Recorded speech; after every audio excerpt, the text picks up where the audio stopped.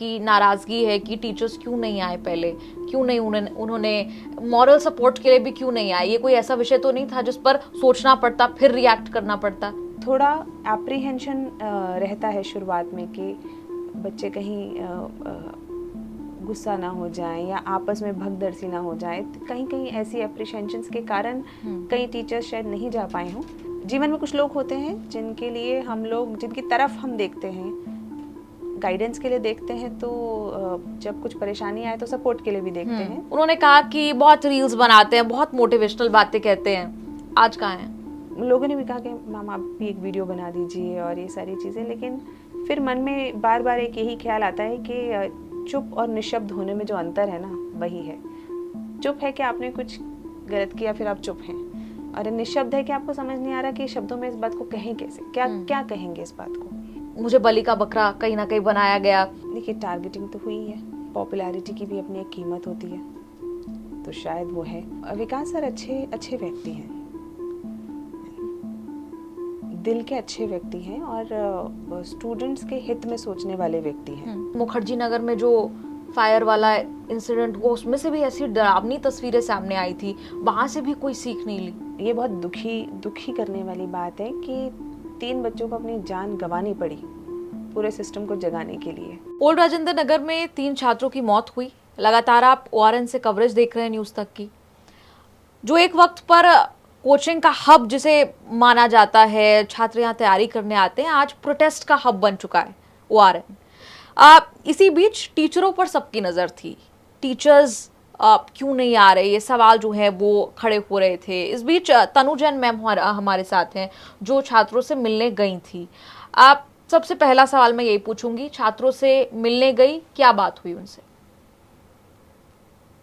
ऐसी स्थिति में वैसे तो बातों का कोई मोल नहीं होता, लेकिन हाँ, बच्चे थोड़े परेशान थे, उनसे बात करी, उन्होंने बहुत अच्छे से बात करी, मिले, उन्होंने अपनी जो परेशानियाँ थी, जो हम सब जानते भी हैं, हमारी भी परेशानियाँ हैं, क्योंकि जो भी व्यक्ति इस एरिया में रह रहा है उसकी कॉमन परेशानियाँ हैं, तो उन्होंने उनके साथ परेशानियाँ डिस्कस हुई। उनकी जो डिमांड्स हैं, बहुत जायज़ डिमांड्स हैं काफ़ी, और उन पे बात हुई कि हम कैसे साथ मिलके उन पे कुछ किया जा सकता है, उन मुद्दों को सही प्लेटफॉर्म पे उठाया जा सकता है। और इस बारे में भी बात हुई कि शॉर्ट टर्म मोमेंटम ना रहे, ये जो प्रोटेस्ट हुआ है ये ऐसा ना हो कि एक शॉर्ट टर्म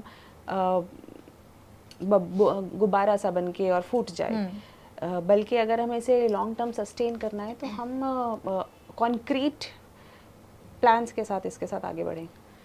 हम ग्राउंड पर गए काफ़ी दिन से, जहां वो भी बैठे हैं, इससे कुछ ही दूरी पर प्रोटेस्ट चल रहा है, प्रदर्शन चल रहा है, और लगातार छात्रों का ये कहना था कि नाराज़गी है कि टीचर्स क्यों नहीं आए पहले, क्यों नहीं उन्होंने मॉरल सपोर्ट के लिए भी क्यों नहीं आए। ये कोई ऐसा विषय तो नहीं था जिस पर सोचना पड़ता फिर रिएक्ट करना पड़ता।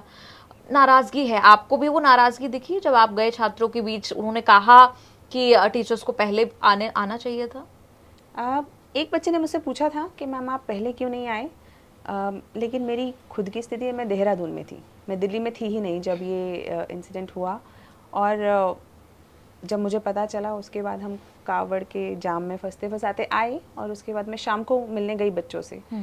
तो खैर ये कोई वो मतलब कारण का विषय नहीं है, लेकिन हाँ, और बच्चों की नाराज़गी जायज़ भी है, क्योंकि एक पेरेंट्स, टीचर्स, जीवन में कुछ लोग होते हैं जिनके लिए हम लोग जिनकी तरफ हम देखते हैं, गाइडेंस के लिए देखते हैं, तो जब कुछ परेशानी आए तो सपोर्ट के लिए भी देखते हैं, तो मुझे नहीं लगता कि कोई गलत बात है इसमें।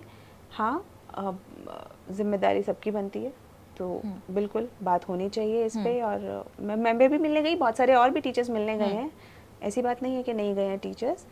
थोड़ा एप्रीहेंशन रहता है शुरुआत में कि बच्चे कहीं गुस्सा ना हो जाए या आपस में भगदड़सी ना हो जाए। कहीं कहीं ऐसी एप्रीहेंशंस के कारण कई टीचर्स शायद नहीं जा पाए हों, लेकिन मुझे लगता है कि ठीक है, बच्चे भी समझते हैं और टीचर्स भी समझते हैं जी। और इसमें आक्रोश जो सबसे ज़्यादा सुनने को मुझे मिला, उन्होंने कहा कि बहुत रील्स बनाते हैं, बहुत मोटिवेशनल बातें कहते हैं, आज कहाँ हैं? इतनी मार्केटिंग करते हैं, ये बात भी कहते हैं। ये तो बात सत्य है ही। देखिए वो एक दूसरा पहलू है कि कोई व्यक्ति अपने विचारों को रखने के लिए रील्स बना सकता है। सोशल मीडिया अपने आप के अंदर एक ऐसा प्लेटफॉर्म है जिसपे सिर्फ टीचर्स ही नहीं, बहुत सारे लोग अलग अलग तरीके से, बल्कि आज खुद मीडिया भी अपनी बात कहने के लिए, और बच्चे भी अपनी बात कहने के लिए उस प्लेटफॉर्म का उपयोग करते हैं।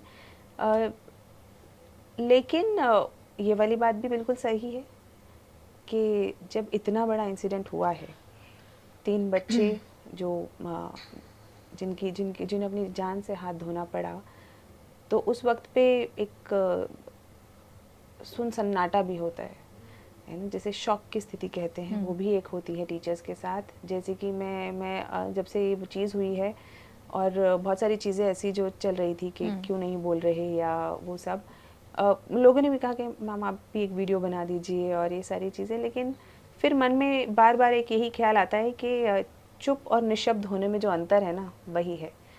चुप है कि आपने कुछ गलत किया फिर आप चुप हैं, और निशब्द है कि आपको समझ नहीं आ रहा कि शब्दों में इस बात को कहें कैसे, क्या कहेंगे इस बात को, तो शायद निशब्द है।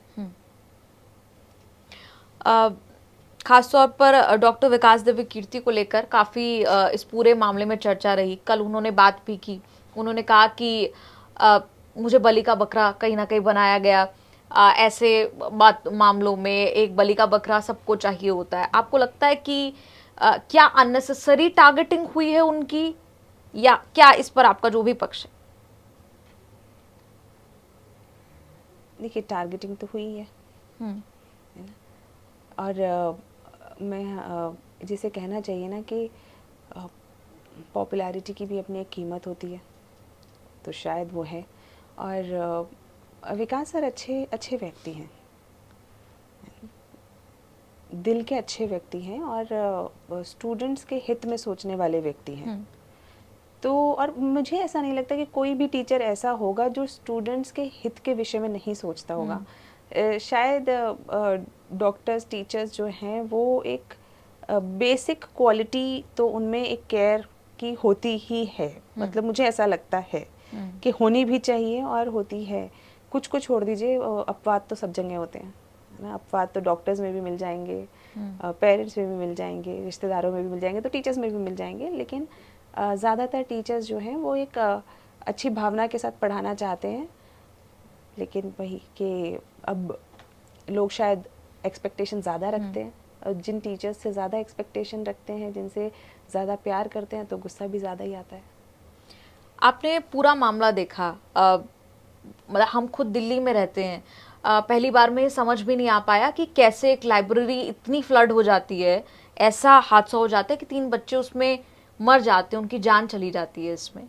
आपने जब पहली बार सुना, समझा, जैसे आपने कहा निशब्द थी, क्या क्या लगा पहली बार जब आपने सुना? बहुत शॉक की स्थिति थी कि 3 बच्चे, मतलब ये बात कैसे कही जाए, ये मुझे, मतलब मेरे पास कोई शब्द नहीं है।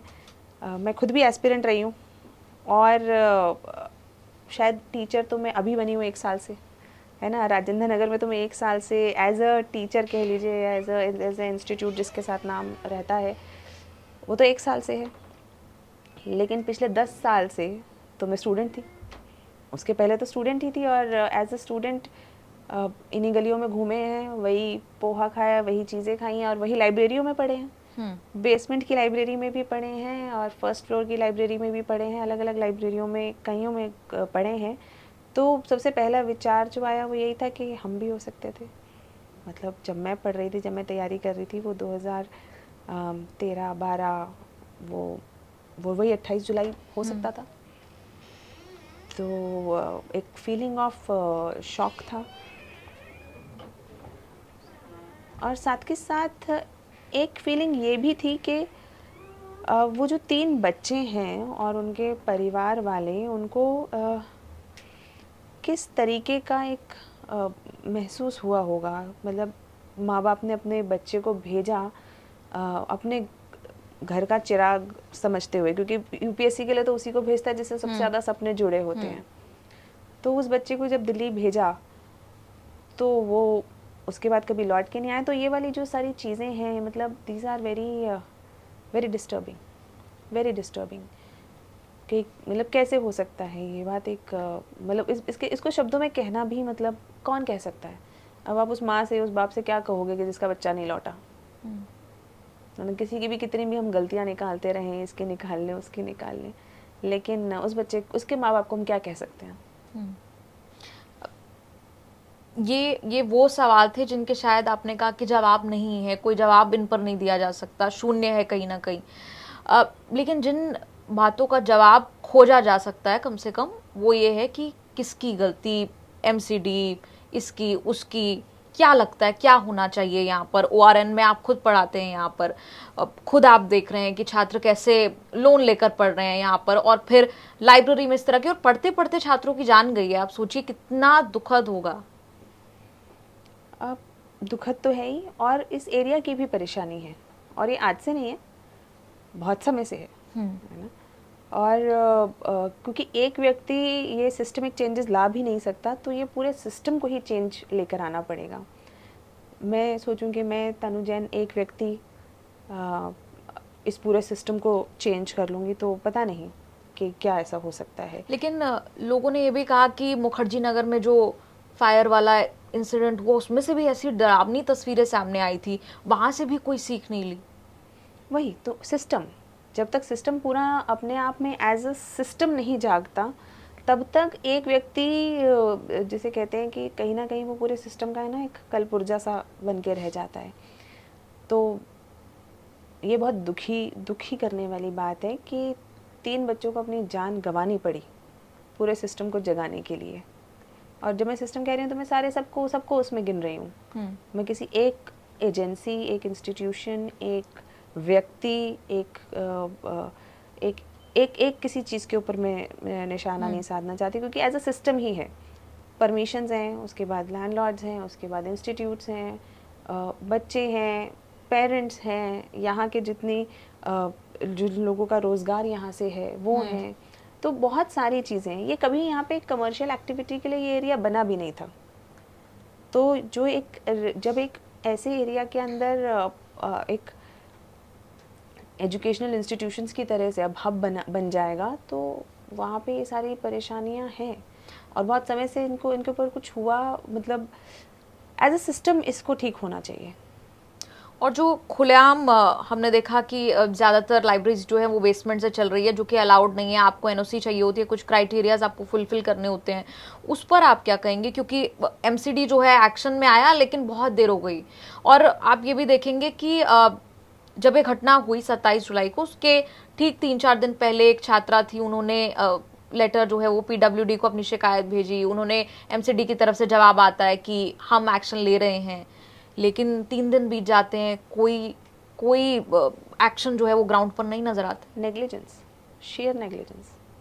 अगर कंप्लेन हुई है और उस पर एक्शन नहीं हुआ है और उसके बाद ऐसे जाने गई है, तो नेग्लिजेंस, जिस पे एक्शन होना चाहिए। और मुझे लगता है सरकार लेगी एक्शन। मतलब सरकार में भी ऐसा नहीं कि हार्टलेस लोग भरे हुए हैं। There will be officers who will take up this case and जो करेंगे इस पे काम। कोचिंग सेंटर्स अपनी तरफ से क्या कोई प्रेरोगेटिव ले रहे हैं?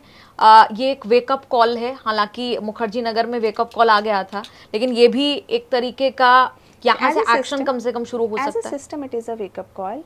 Though I do not very much identify with the word coaching center. I don't know, but I always wanted to create an institution, educational institution, जहाँ पे बच्चे को अच्छी एजुकेशन दी जाए और उसे एक अच्छा व्यक्ति, अच्छा सिटीजन बनाया जाए। बेसिक क्राइटेरिया, क्योंकि कोचिंग से ऐसा लगता है कोई जैसे पढ़ाई की जगह पे कुछ अलग टाइप की पढ़ाई करी जा रही माफिया कह देते हैं, वही माफिया शब्द जोड़ देते हैं। ये सारे जो शब्द हैं ना, देखिए शब्द तो कोई से भी इस्तेमाल किए जा सकते हैं, लेकिन मुझे लगता है कि शायद एक टीचर होता है, और कहीं ना कहीं यहाँ से जो बच्चा पढ़ के निकलता है वो बहुत कुछ सीखता है। तो डेफिनेटली, मतलब कोचिंग वर्ड से मैं बहुत ज़्यादा आइडेंटिफाई नहीं करती हूँ, लेकिन ठीक है, तो सबकी जिम्मेदारी बनती है, चाहे जो भी यहाँ पे हैं, जो इंस्टीट्यूट चला रहे, सबकी। I am not naming one person, सबकी बनती है। As an ecosystem, as an environment, सबकी जिम्मेदारी है। और ये जो बेसमेंट से, जैसे मैंने कहा कि लाइब्रेरीज ऑपरेट हो रही थी, खुलेआम नॉर्म्स जो है फ्लाउट किए जा रहे थे, और इसमें बड़े बड़े कोचिंग संस्थान भी शामिल हैं, छोटे बड़े हर कोई इसमें शामिल था। जिम्मेदारी नहीं थी कोचिंग सेंटर्स की, जिस वर्ड से आप आइडेंटिफाई नहीं कर रही हैं, लेकिन जो कोचिंग छात्रों को देते हैं, इतना इंश्योर करना चाहिए था कि अगर बच्चों के लिए वो जगह सेफ नहीं है, अगर वहाँ फ्लडिंग हो सकती है, मान लीजिए अर्थक्वेक की सिचुएशन में, क्या वो बिल्डिंग सेफ है नहीं है, इन नॉर्म्स की क्या परवाह नहीं करनी चाहिए? बिल्कुल करनी चाहिए। और अगर उस चीज़ के लिए वहाँ पे परमिशन नहीं है, और ख़ास करके बेसमेंट जैसी जगह में, तो वहाँ पे ये सब नहीं चलना चाहिए। और मुझे लगता है कि अब तो MCD हैज़ वेकन अप, वो उठ गई है, तो वो मतलब इन सब चीज़ों पे एक्शन ले रही है। अच्छा, एक अलग अलग मसला है, आपने पूजा खेडकर का मामला देखा सुना। आज ही पूजा खेडकर का प्रोविजनल कैंडिडेचर जो है वो यूपीएससी ने रद्द कर दिया है, और आगे भी वो कोई परीक्षा परमानेंटली नहीं दे पाएंगी। यूपीएससी ने एक्शन लिया है, लेकिन इससे आप सोचिए कि लोगों के मन में कितना संदेह अब यूपीएससी को लेकर पैदा हो गया है कि ये तो एक केस था जो सामने आया, जो नहीं आया तो कितने ऐसे बैठे हैं। आएंगे, अगर एक आया है, और अगर ऐसे और केसेस होंगे तो आएंगे। यूपीएससी सिलेक्शन कोई छोटा मोटा मामला तो है नहीं, तो अगर ऐसी चीज़ें हो रही हैं, अगर ऐसी चीज़ें हैं तो सामने आएंगी। और यूपीएससी के अंत में एक बात ये कि यूपीएससी के एग्ज़ाम को हमेशा से बहुत ही सैंक्टिटी के साथ देखा जा रहा था। हम जब नीट की कवरेज भी कर रहे थे तो एग्जाम्पल दिया जा रहा था कि भाई आप यूपीएससी के एग्ज़ाम को देखिए, कितने साफ ढंग से एग्ज़ाम कराया जाता है, कोई धांधली की खबर कहीं नहीं आती। लेकिन हमने जो बीते महीनों देखा, वो कहीं ना कहीं यूपीएससी के लिए एक गलत प्रेसिडेंट सेट कर रहा हो या नहीं। देखिए, एग्जामिनेशन बहुत फेयर प्रोसेस है यूपीएससी का, और अगर फेयर नहीं होती तो हम जैसे लोग तो बिल्कुल सेलेक्ट नहीं हो पाते। हम एक नॉर्मल मिडिल क्लास फैमिली से आते हैं, तो मैंने और मेरे सारे दोस्त भी, ऐसा नहीं है मैंने अपने लिए मैं कह रही हूँ, मेरे सारे दोस्त, मैंने ऐसा देखा है कि बहुत ही हम्बल पारिवारिक पृष्ठभूमि से वो लोग आते हैं, और उसके बाद उन्होंने मेहनत करी, उनका सिलेक्शन हुआ है ना। तो मैं इस बात को नहीं कह सकती। यूपीएससी अपने आप में एक फेयर ऑर्गेनाइजेशन है। सर्टिफिकेशंस की, इन सब चीज़ों की कुछ परेशानियां हो सकती है, लेकिन मुझे लगता है कि यूपीएससी अपने आप में एक बहुत ही फेयर ऑर्गेनाइजेशन है। बहुत बहुत शुक्रिया न्यूज़ तक से बात करने के लिए। आपका इस पूरे मसले पर क्या कहना है? तमाम कवरेज आप ORN से देखते रहेंगे, बने रहिए न्यूज़ तक के साथ।